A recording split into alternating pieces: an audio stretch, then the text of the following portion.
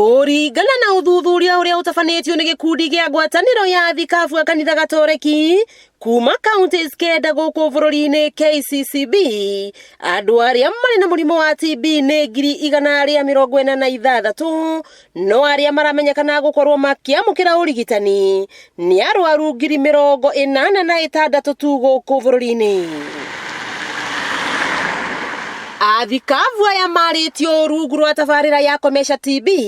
mari mwena wa Naivasha kaunti-ini ya Nakuru, kuria maugite gutherema kwa murimu uyu ucungireirwo ni wagi wa kwamukira motungata ma urigitani hamwe na muingi gukorwo na guoya wa guthimwo undu uria ungicungirira kuigwo keheri-ini na gwithemwo ni muingi kuona dalili cia murimu wa TB no ta cia COVID-19. Makiaria ihinda-ini riu mutari wa ngwataniro ya gikundi giki gia KCCB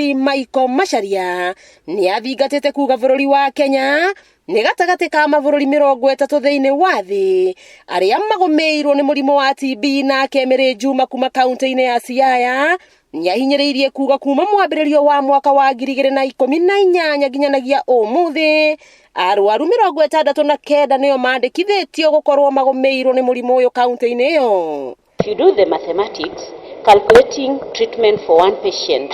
with close to 2 million, and now we are having 69 multi-drug resistant TB cases, this is so costly and it's equally a challenge. Other than being among the 30 high burden TB countries in the world, Kenya also ranks as among the top 20